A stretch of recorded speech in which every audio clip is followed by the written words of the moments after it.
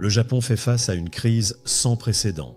Non, cela n'a rien à voir avec des conflits ou des catastrophes naturelles. Le véritable problème, c'est l'effondrement démographique. D'après l'ancien Premier ministre japonais Fumio Kishida, il s'agit de la plus grande crise que traverse le pays en raison d'un taux de natalité extrêmement bas. La société japonaise semble condamnée. Comme l'a déclaré Elon Musk, le Japon disparaîtra si rien ne change. Si cette tendance persiste, le pays risque tout simplement de s'effondrer. L'année dernière, la population japonaise a diminué naturellement d'environ 850 000 personnes. En 2023, seulement 728 000 bébés japonais sont nés, un chiffre historiquement bas pour un pays de 125 millions d'habitants. La population est en baisse continue depuis 13 ans. Aujourd'hui, on compte plus de 2 décès pour chaque naissance. Tout cela s'explique par un taux de natalité très bas, seulement 1,3 enfants par femme. Cela crée un effet boule de neige où chaque génération devient encore plus petite que la précédente. Dans cette vidéo, nous allons explorer les causes et les conséquences de ce problème. Même si vous n'habitez pas au Japon, il est important de comprendre ce qu'il s'y passe. D'autres pays empruntent déjà une voie similaire. Certes, les taux de natalité sont un peu meilleurs en Amérique, en Europe et en Afrique, mais ils continuent de baisser. Et d'ailleurs, l'effondrement d'une nation comme le Japon n'est pas anodin pour le reste du monde. Aujourd'hui, c'est une puissance militaire et économique, mais cette position pourrait radicalement changer à cause de ce fléau. Avant de continuer, n'hésitez pas à aimer la vidéo. Pour comprendre les causes profondes et les conséquences possibles de cette crise, clarifions d'abord les faits. Le Japon fait face à 2 grands problèmes démographiques. D'un côté, les gens ont de moins en moins d'enfants, et de l'autre, la population vieillit massivement. Ce phénomène inquiétant fait diminuer la population totale, tandis que celle des personnes âgées augmente sans cesse.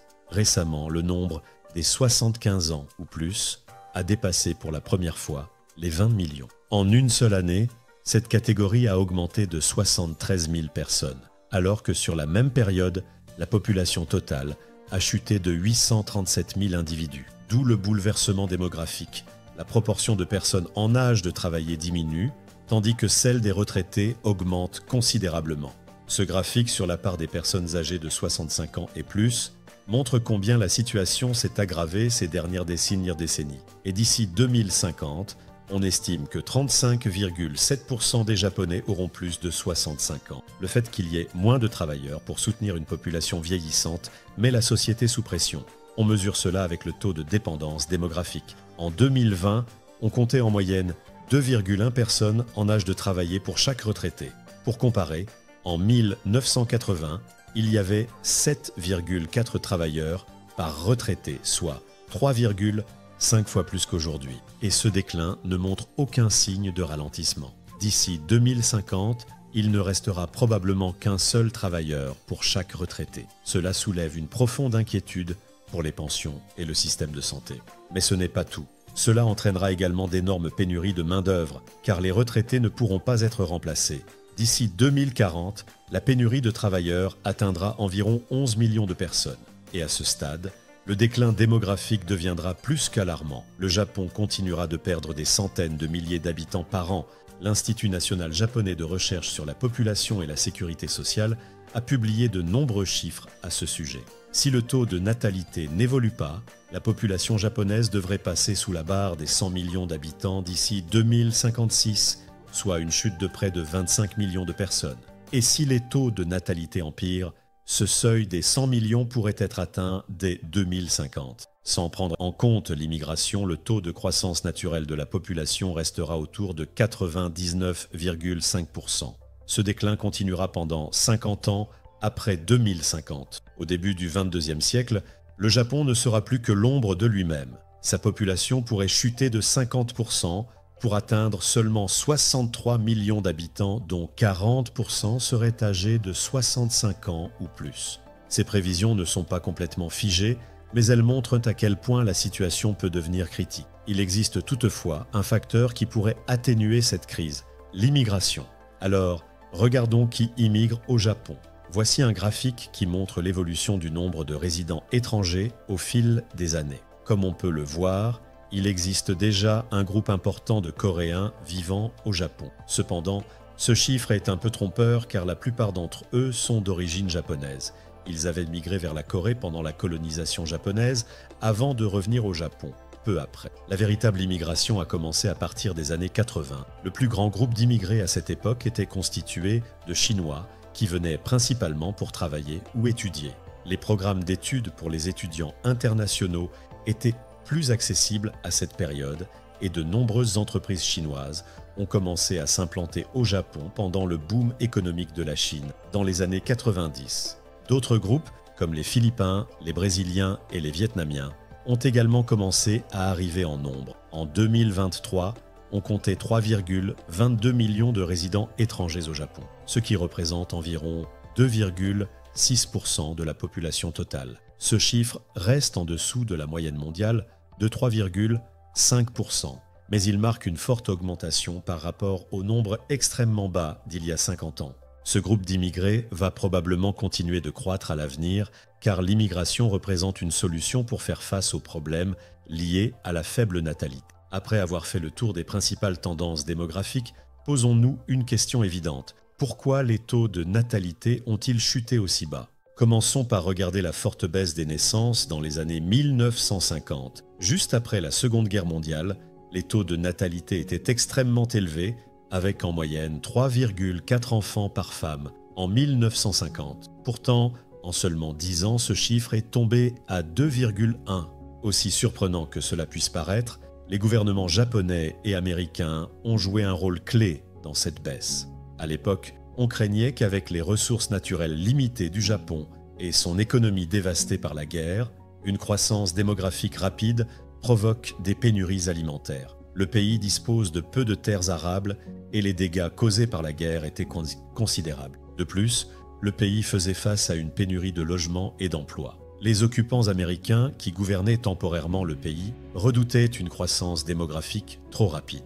Ils pensaient que cela entraînerait des troubles sociaux et un regain de sympathie pour les partis communistes et militaristes. Ces inquiétudes étaient renforcées par le fait que la population avait déjà augmenté de 11 millions de personnes entre 1945 et 1950, avec un taux de croissance annuel supérieur à 3%. C'est pourquoi le commandement suprême des puissances alliées dirigé par les États-Unis a commencé à promouvoir le contrôle des naissances à travers des politiques et des programmes. Le Japon a été l'un des premiers pays à légaliser l'avortement, avec un pic de 1,17 million d'interruptions volontaires de grossesse en 1955. Les effets ont été immédiats. Le taux de natalité est tombé au niveau de remplacement et s'y est maintenu pendant environ une décennie. Même si l'on sait aujourd'hui que le Japon allait finir par entrer dans un effondrement démographique, cette chute initiale a été une réponse directe aux défis de l'époque. Au départ, cette politique n'était pas insensée. Avec l'augmentation rapide de l'espérance de vie, la population japonaise a explosé dans les décennies suivant la Seconde Guerre mondiale. Avoir un boom démographique encore plus important aurait pu entraîner des conséquences déstabilisantes. Mais à partir de 1973, les vrais problèmes ont commencé. La baisse du taux de natalité est devenue alarmante, tombant bien en dessous du niveau de remplacement. Cette fois-ci, cela n'avait rien à voir avec des politiques gouvernementales. L'une des principales raisons de cette baisse est l'industrialisation. Dans les années 1950 et 1960, le Japon s'est industrialisé très rapidement. La société agricole a vite décliné car la majorité des gens ont déménagé dans les villes. En l'espace de 35 ans, la région métropolitaine de Tokyo est passée de 10 millions à 30 millions d'habitants. À la campagne, avoir une grande famille représentait un avantage considérable. Mais ce n'était plus le cas dans une société urbanisée et industrialisée. Au début, tout semblait bien se passer. L'économie japonaise était en plein essor.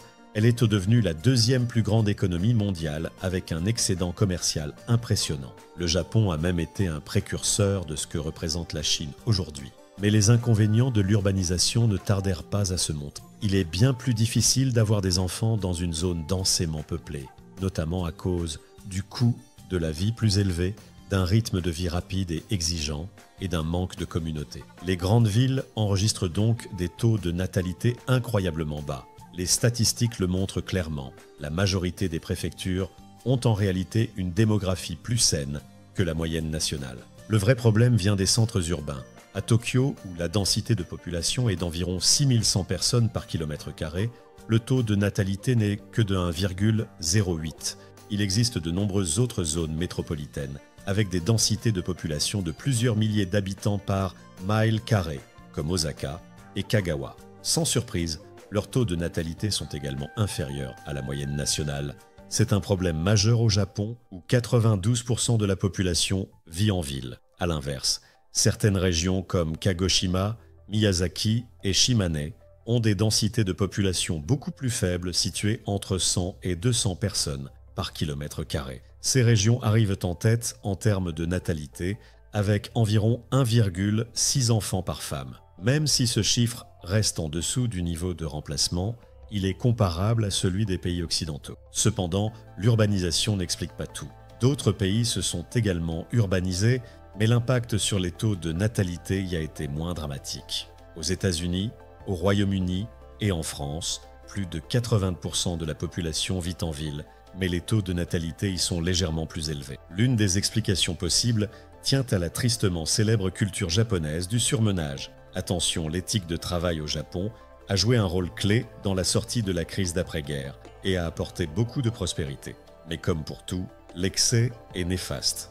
Officiellement, la durée légale de travail au Japon est de 40 heures par semaine. En pratique, beaucoup d'entreprises attendent de leurs employés des heures supplémentaires. Environ 25% des entreprises exigent au moins 80 heures supplémentaires par mois, souvent non payées. Beaucoup de travailleurs ne s'y opposent pas, car c'est vu comme un signe de dévouement et d'implication dans leur travail. Et pour gravir les échelons, travailler plus que les autres est souvent indispensable. Cette culture ambitieuse mais toxique a donné naissance au phénomène tragique du karoshi, qui signifie mort par surmenage. L'année dernière, près de 3000 suicides liés au surmenage ont été recensés. Bien sûr, cela ne concerne pas toutes les entreprises ni tous les employés au Japon, mais les exigences élevées au travail expliquent en partie pourquoi les gens n'ont ni le temps ni l'énergie pour fonder une famille. Lorsque les femmes ont commencé à intégrer progressivement le marché du travail dans les années 1980,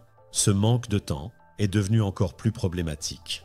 Mais alors, pourquoi les gens ne mettent-ils pas simplement leurs ambitions professionnelles de côté pour fonder une famille? Il y a 80 ans, beaucoup de Japonais pouvaient encore le faire. Avec le temps, fonder et élever une famille est devenu trop coûteux, rendant impossible l'idée de travailler moins. Selon une étude, élever un enfant de la naissance jusqu'à l'université coûte entre 29 et 63 millions de yens à Tokyo. Avec des salaires réels d'environ 4,5 millions de yens par an, avoir un seul enfant est déjà difficile à financer. Alors en avoir deux, n'en parlons pas. Au cours des 30 dernières années, ce problème financier s'est aggravé avec le ralentissement économique du Japon. Les 3 dernières décennies sont d'ailleurs surnommées les décennies perdues, pour une bonne raison.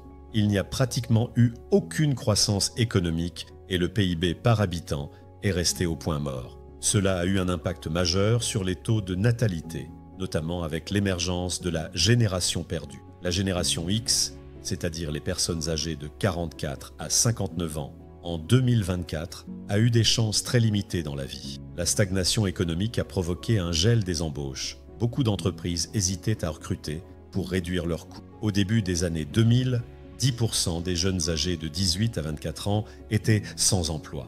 Mais ce n'est pas tout. De nombreux jeunes ont décroché des emplois précaires et temporaires. Ils étaient techniquement employés, mais ne gagnaient pas assez pour fonder une famille. Aujourd'hui, 40% des travailleurs japonais occupent des emplois précaires, sans contrat stable et avec des salaires bien inférieurs. Un couple de travailleurs précaires gagne tout juste autant qu'un couple bénéficiant des aides sociales. Ce phénomène des travailleurs irréguliers a commencé avec la génération perdue, mais les nouvelles générations font face aux mêmes difficultés, car l'économie ne s'est toujours pas redressée. Cela a entraîné des conséquences sociales assez préoccupantes. Par exemple, certains hommes, appelés herbivores ou fritters, ont totalement abandonné leur carrière et l'idée même de fonder une famille. Au Japon, l'emploi stable est beaucoup plus lié au fait de fonder une famille que dans d'autres pays. Sans revenu stable et suffisant, il est presque impossible pour un homme de fonder une famille. C'est à la fois une norme sociale et une réalité économique. En parallèle, de nombreuses femmes japonaises ne souhaitent pas fonder une famille. Les chercheurs expliquent qu'elles préfèrent se concentrer sur leur carrière et les libertés qu'elle offre. Aujourd'hui, les femmes au Japon ont leur premier enfant à 31 ans en moyenne. Ajoutez cela à la situation actuelle et vous obtenez un taux de mariage en chute libre. L'année dernière, le nombre de mariages a encore baissé de 6%, passant sous la barre des 500 000 pour la première fois depuis 1945. En 2020, près de 30% des hommes âgés de 50 ans n'avaient jamais été mariés, et c'était le cas pour 20% des femmes du même âge. Si cette tendance continue, la situation ne fera qu'empirer. Un sondage a demandé aux jeunes Japonais âgés de 18 à 27 ans s'ils comptaient se marier un jour. Environ 60% ont répondu non. Il y a 70 ans, la majorité des personnes dans cette tranche d'âge étaient déjà mariées. Maintenant que nous avons compris les causes profondes de ce problème, intéressons-nous à ses conséquences. Pas besoin d'aller chercher très loin dans le futur, les 30 dernières années montrent déjà exactement ce qu'il se passe. Les décennies perdues dont nous avons parlé plus tôt ne sont pas seulement une cause des problèmes de natalité, elles sont également une conséquence de la crise démographique. En termes de PIB global, l'économie japonaise a stagné par rapport aux autres grandes économies mondiales. Seule l'Italie partage cette situation. Cependant, si l'on considère le PIB par personne en âge de travailler, le Japon est au même niveau que ses pairs. Le Canada est aussi dans une crise économique et démographique que nous avons d'ailleurs évoquée dans une autre vidéo. Le lien est en description si vous souhaitez la voir. Quoi qu'il en soit, le vrai problème n'est pas lié à un manque de productivité ou de dépenses de la part des travailleurs. Le souci, c'est que le nombre de travailleurs diminue rapidement. Il n'y a tout simplement pas assez de personnes pour générer des revenus et consommer des biens et services. Et c'est là que la situation devient inquiétante. Le nombre de travailleurs continuera à diminuer pendant des décennies. À ce rythme, les décennies perdues pourraient se transformer en un siècle perdu. Le Japon finirait par devenir insignifiant, perdant son statut de grande puissance économique. Cela pourrait entraîner une baisse du niveau de vie. Aujourd'hui, le Japon est encore considéré comme l'un des pays les plus prospères du monde, mais la question est de savoir pour combien de temps encore. L'un des domaines les plus préoccupants, c'est le gouvernement, responsable des pensions et du système de santé. On l'a déjà mentionné, en 2050, il n'y aura qu'un seul travailleur pour soutenir un retraité. À première vue, cela ne semble pas être un problème immédiat, car le Japon dispose d'un fonds de pension d'une valeur de 1500 milliards de dollars, principalement investis dans des actions au Japon et à l'étranger. Cela paraît suffisant pour couvrir les besoins en sécurité sociale. En 2023, le fonds a même enregistré un rendement record de 232 milliards de dollars, soit environ le montant total des dépenses sociales du Japon. Mais ce gigantesque portefeuille d'investissement n'est qu'une partie de l'équation. La dette publique japonaise s'élève à 264% du PIB, un niveau record dans le monde. En valeur nominale, cela représente 9 200 milliards de dollars. Autrement dit, même si le pays accumule beaucoup d'épargne, il accumule encore plus de dettes. Avec 1500 milliards investis et 9 200 milliards de dettes, on pourrait dire que le gouvernement est pratiquement en faillite. Étonnamment, ce n'est pas un problème à court terme. Pourquoi ? Parce que la majorité de cette dette est détenue par des citoyens japonais et des institutions domestiques, ce qui crée une grande stabilité. Ils ne vont pas vendre leurs créances du jour au lendemain. De plus, le gouvernement japonais peut s'endetter à des taux d'intérêt extrêmement bas. Dans une économie où le PIB stagne et où l'inflation est restée incroyablement faible au cours des 30 dernières années, la Banque centrale du Japon maintient des taux d'intérêt très bas pour stimuler l'économie. Cela fonctionne ainsi. À des taux bas, davantage de personnes empruntent, ce qui stimule les dépenses. Cet accroissement des dépenses aide la Banque du Japon à atteindre son objectif d'inflation annuelle de 2%. À certains moments, les taux d'intérêt fixés par la Banque du Japon ont même été négatifs, rendant l'emprunt rentable sur le long terme. Ainsi, le gouvernement japonais peut emprunter de l'argent presque gratuitement. Il s'en sert pour financer son déficit public en dépensant plus pour des pensions et des soins de santé que ce qu'il perçoit en impôts. Mais le gouvernement peut-il continuer à accumuler des dettes à taux zéro indéfiniment ? Le bon sens nous dirait que non. À long terme, quelque chose finira forcément par mal tourner.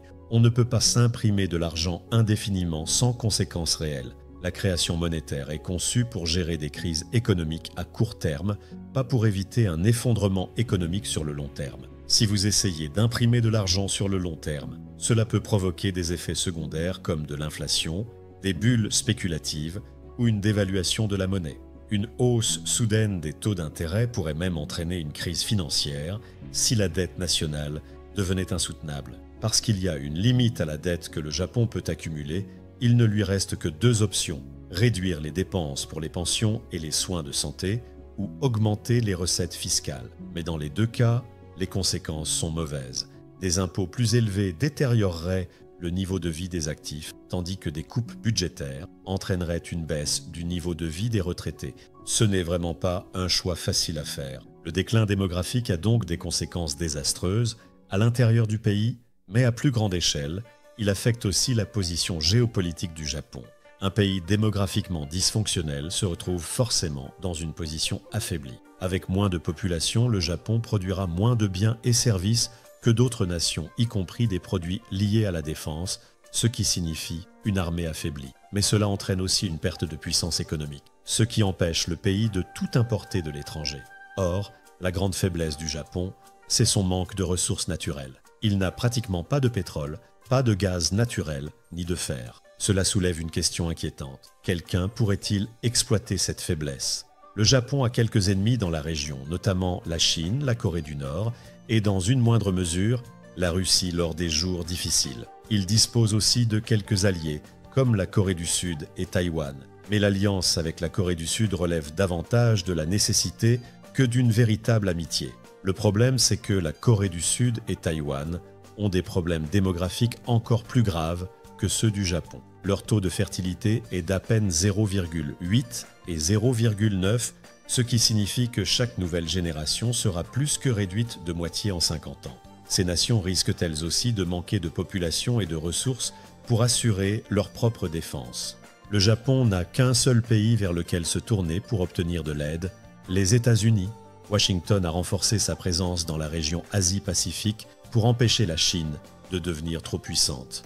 Cela pourrait fonctionner car la Chine perd elle aussi de l'élan avec ses problèmes économiques internes et un taux de natalité qui est passé de 1,8 en 2017 à seulement 1,2 en 2021.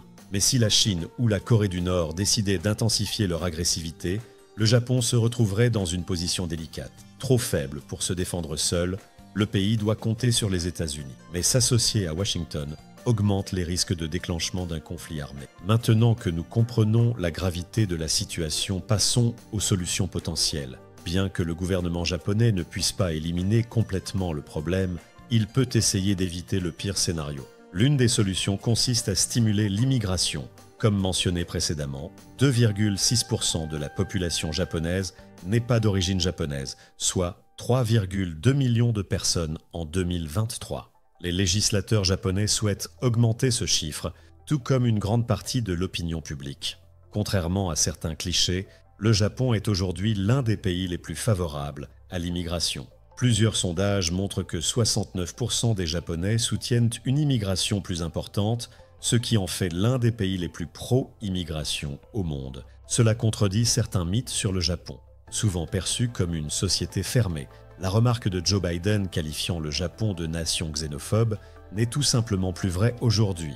Certes, le Japon était autrefois plus conservateur que de nombreux pays occidentaux, mais cela a évolué ces dernières années. Le pays change de cap et tente désormais d'attirer un maximum de travailleurs étrangers. Le gouvernement japonais a facilité l'immigration en 2017 en assouplissant les règles pour que les travailleurs qualifiés puissent devenir résidents permanents. Puis en 2018, une nouvelle loi a été adoptée pour attirer 345 000 travailleurs non qualifiés dans des secteurs comme la construction, la restauration et les soins infirmiers. Ces travailleurs reçoivent un visa avec une possibilité de résidence permanente après 5 ans. En 2023, le Premier ministre, Fumio Kishida, est allé encore plus loin en élargissant les programmes de visa existants.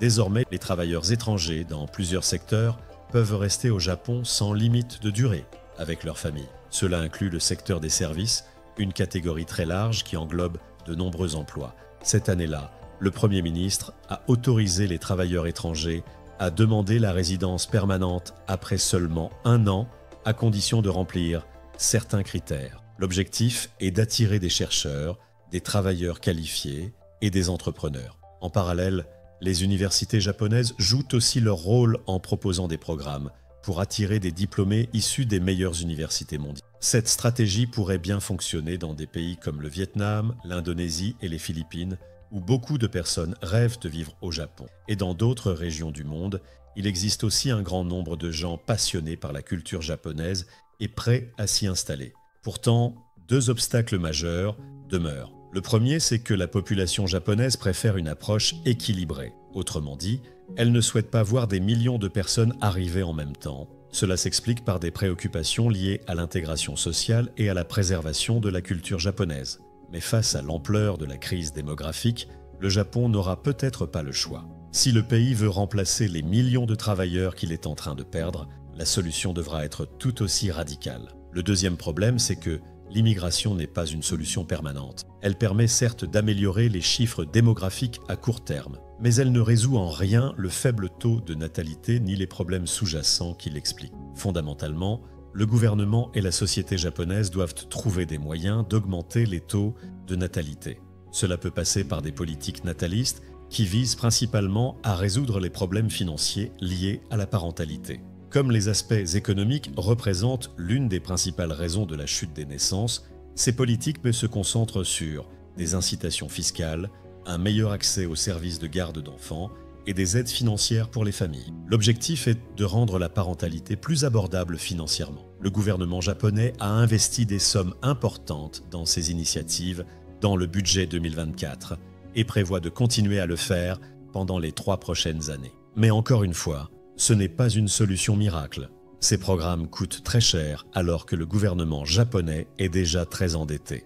De plus, les incitations financières ne suffiront probablement pas à convaincre tout le monde. Elles pourront peut-être aider les Japonais qui hésitent encore à avoir des enfants, mais elles n'auront aucun effet sur ceux qui ont déjà renoncé, comme les groupes importants de la génération perdue et des friteurs. Le dernier espoir du Japon repose sur une augmentation spectaculaire de la productivité. Si les avancées technologiques progressent au même rythme que la diminution de la main-d'œuvre, alors le PIB pourrait rester stable. Pourquoi ?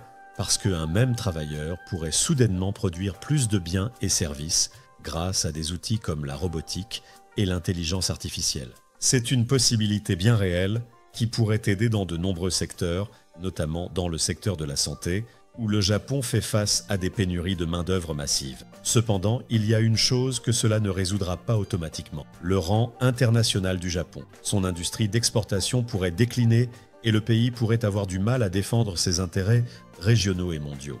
Ceci est un signe d'alerte pour d'autres nations confrontées à des tendances démographiques similaires. Cela démontre qu'un déclin trop rapide de la population peut entraîner des problèmes majeurs. Alors que la plupart des pays ont encore du temps pour changer de cap et résoudre certaines causes profondes, le Japon a peut-être déjà échoué. Peut-être que de nouvelles avancées technologiques, des politiques natalistes efficaces et une immigration accrue apporteront un certain soulagement. Une chose est sûre, l'avenir du Japon reste incertain.